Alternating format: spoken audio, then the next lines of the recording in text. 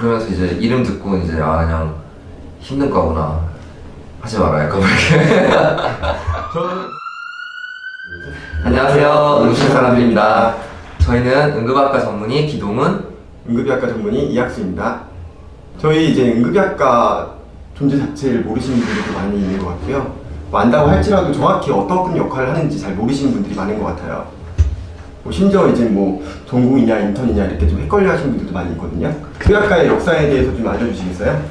저희 응급학과 같은 경우는 이제 88 올림픽 때 재해라든가 재난, 테러 이런 것들이 생길 수가 있기 때문에 그런 거를 위해서 만들어진 과입니다. 미국 같은 경우는 오래전부터 원래 있었던 과고 우리나라에서 들어온 지는 30년 정도니까 사실 역사가 그렇게 길지는 않습니다.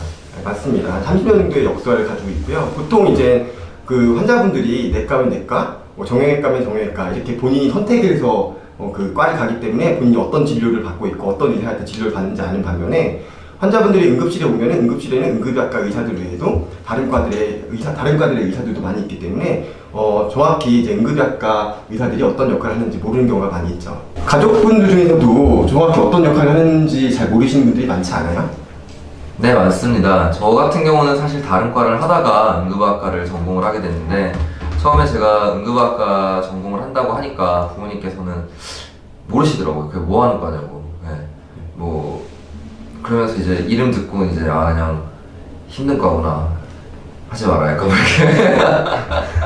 저 같은 경우도 저희 그 친척분께서 제가 이제 전공이 4년차가 다 끝나가는 그 시점에서 이제 저는 그 응급의학과 끝나가니까 내과 할 거냐 외과 할 거냐 그때야 이제 물어보시는 경우도 있었고요. 심지어 이제 어머니께서도 저한테 그럼 너는 어떤 수술 할 줄 아냐고 이렇게 물어보시는 경우도 있었어요. 그래가지고 되게 가족들도 모르니까 얼마나 이제 다른 분들은 더 모르실 거 아니에요. 그래서 이제 이런 그 소개를 하는 자리를 마련을 했고요. 자, 그럼 응급학과가 뭐 하는 과인지 설명을 해주시겠어요? 예. 일단은 응급실에 오면은 그 응급의학과 의사 선생님한테 초진을 거의 다 본다고 생각을 하시면 돼요. 물론 이제 병원의 규모라든지 응급의학과 그 의사들의 수에 따라서 뭐 가끔은 인턴 선생님들이 초진을 보는 경우도 있지만 대부분은 이제 응급의학과 선생님들이 처음부터 보는 경우가 많이 있고요. 그래서 이 중에 한 70에서 80% 선에서는 이제 응급의학과 선생님들이 진료를 다 보고 이제 귀가를 시켜드리는 방향으로 하고요. 뭐 나머지 20에서 30%의 환자에 있어서는 그 다른 과로 뭐 내과면 내과, 외과면 외과 이런 쪽으로 해가지고 컨설트 형식으로 이제 진료가 진행되게 되는 거죠. 응급실에 처음 내원을 하게 되면 응급학과 의사가 이제 환자들의 중증도를 판별을 합니다. 생명이 경각에 달렸거나 위험하실 수 있는 그런 환자분들을 이제 중증구역으로 분류를 하고 다른 이제 경증 환자거나 이제 위험성이 좀 떨어진다 판단되는 환자들 같은 경우는 이제 경증구역 이렇게 구역별로 사실 응급학과사가 분류를 하고 그리고 그 환자에 대해서 감별 진단을 하게 되고 이제 적절한 치료를 진행하게 됩니다. 그 과정에서 특수한 과가 필요하다든지 전문가가 필요한 경우에는 저희가 이제 그 전문가 선생님한테 컨설트를 내서 협진이라고 그러죠. 컨설트를 내서 그분을 모시고 같이 또 진료를 진행하게 됩니다. 저희가 이제 초진 위주로 보다 보니까 뭐 저희 과 사람들이 이제 전문 지식이 부족한 게 아니냐 뭐 이렇게 얘기를 하는 경우도 많이 있더라고요. 뭐 다른 과에 비해서 그런 전문 지식이 부족하다는 거에 대해서 어떻게 생각하세요? 어떤 응급실에 내원한 환자에 대해서 저희가 감별 진단을 하고 이제 생길 수 있는 질병에 대해서 저희가 이제 리스트업을 하고 가능성을 보고 검사를 진행하고 치료를 진행하기 때문에 진단을 하는 데 있어서는 어떻게 보면 최적화되어 있는 과인 것 같습니다. 모든 질환에서의 이제 초응급 상황에서의 대처는 사실 저희 과가 하게 되고 그게 사실 저희 과의 전문가인 것 같습니다. 예, 그렇죠. 사실 뭐 분과 개념으로 따졌을 때 뭐 내과, 외과 선생님들 그분들은 이제 그쪽 분야만 이제 파고들었기 때문에 사실 저희가 그분들보다 많이 안다고 한다면 그건 다 거짓말이고 사실 겸손하지 못한 태도죠. 그렇지만 좀 그런 건 있는 것 같아요. 환자가 애매한 환자가 있잖아요. 뭐 예를 들어서 환자가 왔을 때 뭐 내과 같기도 하고 신경과 같기도 하고 그리고 뭐 또는 외과 같기도 하고 이런 환자들이 지금 애매한 환자들이 있을 수가 있어요.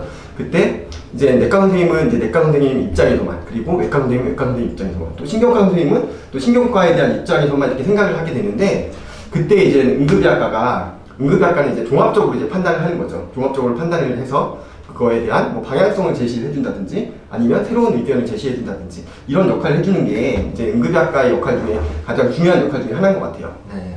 저희만의 이제 또 특수한 전문 분야가 있잖아요. 네. 한번 설명해 주시겠어요? 이제 응급학과의 전문 분야는 소생, 재난, 중동, 이제 저희 응급학과의 전문 분야는 소생, 중독, 재난, 환경 이렇게 4가지 정도로 이제 묶어서 말씀을 드릴 수 있을 것 같아요. 특히 뭐 소생 같은 경우가 이제 어떻게 보면 저희가 제일 어떻게 보면 메인 분야일 수 있는 분야인데 소생에 대해서 잠깐 설명해 주시겠어요? 네, 이제 뭐 심폐소생술로 대표되는 그 소생의학이죠. 뭐 여러분들도 이제 TV에서 많이 보셨을 거예요. 막 뭐 심폐소생술 해가지고 이렇게 뭐 드라마에 많이 나오잖아요. 그때 실질적으로 그럼 심폐소생술을 가장 많이 하는 과가 어디냐라고 했을 때 당연히 응급의학과가 제일 많이 합니다. 일단은 119를 통해서 오는 그 심폐소생술 환자들도 다 응급의학과에서 하신다고 생각을 하면 되고요. 그리고 이제 병원마다 우리 코드블루가 울리게 되잖아요. 그렇죠. 코드블루가 네. 울리게 됐을 때도 각 병원마다 이제 그 내과 또는 응급의학과 이 두 과가 보통은 이제 주도를 해가지고요. 각 층마다 뭐 그 배정된 층이 있어요. 네. 몇 층부터 몇 층까지는 내과 그리고 몇 층부터 몇 층까지는 응급의학과 이렇게 해가지고요. 코드블루가 울리면은 물론 이제 가까이 있는 의사들이 가가지고 달려가겠지만 실질적으로는 그쪽 응급의학과 의사나 아니면 내과 의사가 이제 메인이 돼가지고요. 주도를 하게 돼 있죠. 중독 같은 경우는 농약을 복용하고 왔다든지 아니면 이제 현재 드시고 있는 약을 과량을 복용했다든지 혹은 뭐 마약이라든지 아니면 항정신성 의약품 같은 거를 복용하고 이제 응급실로 내원하는 환자들이 있는데요. 그런 환자들 같은 경우는 저희 응급학과에서 입원을 시키고 그다음에 이제 적극적인 처치를 하게 됩니다. 재난 같은 경우는 저희 과가 이제 88 올림픽 때 그때 생겼던 과인 만큼 환경에 의한 뭐 지진이라든지 아니면 이런 거에서 이런 환자들 아니면 뭐 정말 폭탄 테러가 났다든지 이럴 때는 사실 저희 과에서 바로 이제 투입이 돼서 환자들을 분류하고 치료를 들어가게 됩니다. 예, 그렇죠. 그럼 뭐 대량재해라든지 아니면은 뭐 그런 환경 손상, 그러니까 뭐 동상이라든지 아니면 화상이라든지 이런 것들도 다 저희 과에서 보는 영역이고요. 뱀에 물렸을 때도 저희가 보네요. 생각해보니까. 아, 그러네요. 네. 저희가 참 많은 분야를 보고 있네요. 그러네요. 네. 네, 저희가 그래서 이런 환자들도 저희 과 쪽으로 입원하는 경우가 참 많이 있어요. 저희가 뭐 응급실이지만 실질적으로 저희 과로 입원하는 환자들도 꽤 많이 있거든요. 응급의학과로 입원하는 환자들은 누가 있죠? 어떤 분야의 환자들? 뭐 저희과 입원 환자들 같은 경우는 병원에 따라 좀 차이가 있겠지만 심폐소생술하고 이제 환자가 소생해서 살아났을 때 그때 그러면 저희가 이제 추가적인 처치라든가 검사라든가 이런 부분이 필요하기 때문에 저희과로 입원을 하게 되고 뭐 아니면은 이제 약을 많이 복용해갖고 약에 중독이 됐거나 아니면 다른 물질에 중독이 돼서 이제 오시는 경우 그런 경우도 이제 저희과로 입원을 하게 되죠.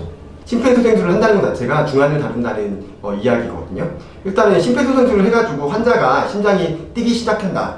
그래서 이런다고 해가지고 이제 심폐소생술이 끝나는 게 아니에요. 분명히 이제 심폐소생술에서 깨어난 환자들 같은 경우에는 뭐 혈압도 상당히 불안정하고 의식이 없는 경우도 있고 그렇기 때문에 혈압을 올리기 위한 조치들도 저희가 이제 하게 되고요. 그리고 이제 의식이 없는 환자들한테 뭐 기도사까지 한다든지 이런 것들도 다 이제 응급의학과에서 하는 역할이 되게 됩니다. 그리고 예를 들어서 뭐 유장관 출혈로 환자들이 왔을 때요. 물론 이제 궁극적 치료는 소화기 내과 쪽에서 내시경을 해서 그쪽 부분에 지혈을 하는 게 궁극적 치료가 될 수 있겠지만 그 전까지 그 환자를 안정화시키기 위해서 뭐 수액을 얼마나 쓸지 그리고 수혈을 얼마나 할지 그리고 뭐 중심정맥을 잡을지 그리고 실제로 잡을 때도 그런 것도 이제 다 응급의학과에서 하는 역할이 되겠죠. 그렇죠. 네. 그래서 뭐 저희는 이제 경험만 다루는 게 아니라 실질적으로 그 환자가 안정화될 때까지 저희가 모든 역할을 다 하게 된다고 생각하시면 될 것 같아요. 지금까지 응급의학과가 어떤 역할을 하는지 알아봤는데요. 이제 이해가 가시나요? 그렇죠? 저희도 사실 기분이 애매해요. 이해할 때가 있어요. 이제 응급학과는 환자들이 응급실 문을 열고 들어올 때부터 어떻게 보면 나갈 때까지 어떻게 보면 모든 과정을 책임지는 과입니다. 그 과정에서 생기는 응급 상황이라든가 아니면 여러 상황에 대해서 적절하게 환자한테 최선의 진료를 할 수 있도록 저희가 조율하고 어떻게 보면 지휘하고 그 다음에 그러면서 직접 진료하고 처치하는 그런 과라고 생각을 해주시면 될 것 같아요. 아무튼 도움이 되셨다면 구독, 좋아요 부탁드리겠습니다.